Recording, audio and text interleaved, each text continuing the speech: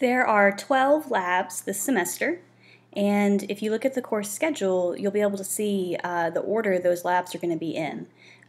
You will notice there's a difference in the order in the course schedule versus in the lab manual and also in the online lab component. So always go off of the name rather than the number of the lab.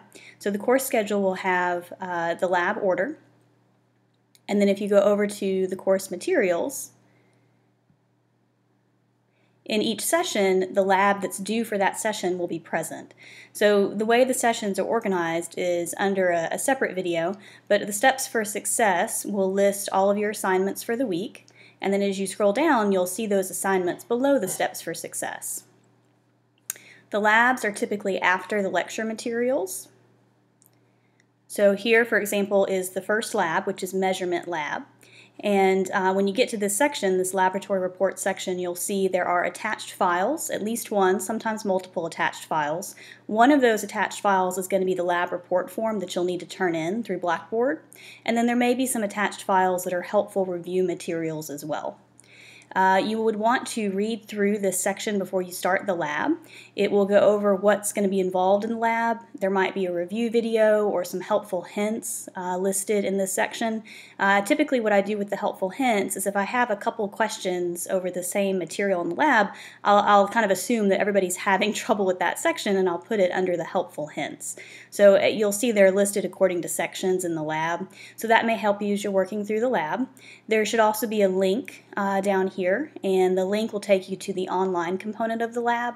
There is a separate third-party website, biolabmanual.com, that hosts the labs, and that separate website is composed of videos and PowerPoints and things that you'll work through as you do the lab. So to do the labs in this class, you need to download the lab report form. You need to have your spiral-bound lab manual that you buy from the DBU bookstore, and then in that spiral-bound lab manual, if you get a new one, there will be an access code that will let you log in to the BioLab Manual website, which is this third-party website. So let's go ahead and download the first lab report form. So you'll notice that there is a space for your name and the date and your email. Please at least put in your name and the date. It's kind of difficult for the student grader if you don't put your name on the report, so go ahead and put your name on there. And then you'll see that this is a Word document that you can modify. So you'll actually fill in the blanks as you work through the lab and then save it and then submit it through Blackboard. So this is the first thing you need. The second thing you need is your spiral-bound lab manual because that will help you work through the labs. And in that manual, like I said, there's the access code to log in to the online website. So let's go ahead and click on the link to the online website. And you'll see there are several different courses found here. You want 1401 DBU, so click on that. And I am already kind of logged into this because it remembers me, but you'll see there's some information here that if you're a new student, you do the login, log out button and create an account. If you buy a used lab manual, you can do that, but then you've got to purchase a new access code to log into this website. And so this information is all found here. If you run into any issues logging in, you should contact the website's help desk. I'm not going to be able to do much to help you with this particular component because this is not really through DBU. It's through a separate company. So definitely email them, and then just email me and let me know what's going on if you're having trouble so that we can kind of work through that if you need a little bit of an extension on your first lab. So you'll see there is a list of the different labs over here to the left-hand side, and once again, go off of the name, not the order, because the order may be different on this website versus what your actual course schedule is like. But this first one is measurement, so you'll click on that. And what you'll see is that there are several sections, and each of these sections is going to be composed of PowerPoint lectures and possibly some interactive videos. So for example, we'll click on that first section. And it'll go through the objectives and an introduction. And then you'll start the exercises. So what you'll do, all of the things that you need are going to be found in this presentation. You don't have to have any outside resources. Some issues students will sometimes run into is they seem to get stuck on a slide. Sometimes if you get stuck on a slide, if there's not a back or a next button at the bottom, all you have to do is click on the slide and it will advance. The other thing that will happen is sometimes the videos don't load very well.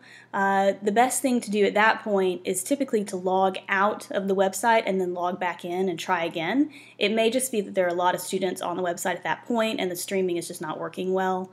But you'll see as you work through here that basically it just goes step by step. It follows along with your lab manual and it follows along with the lab report as well.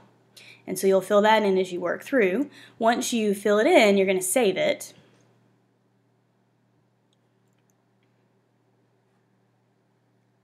So I'm going to save it as Lab Report 1, and I'm going to just do it on my desktop.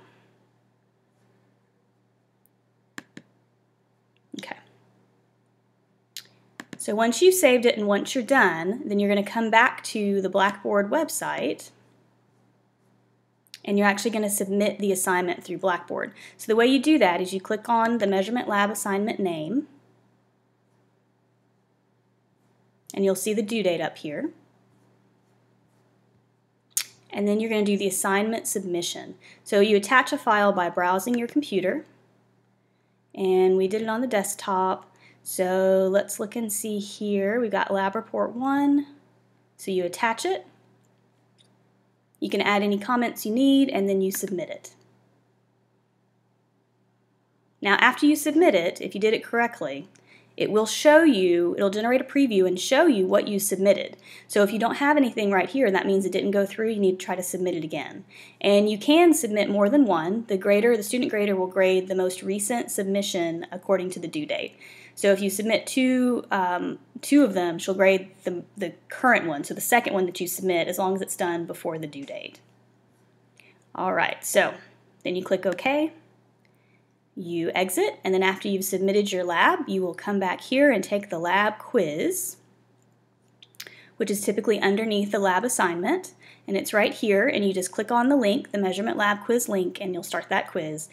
Typically the lab quizzes have 10 questions, and you have 15 minutes to complete them, and they should be closed note, closed neighbor, so you shouldn't use any outside assistance to do the quizzes.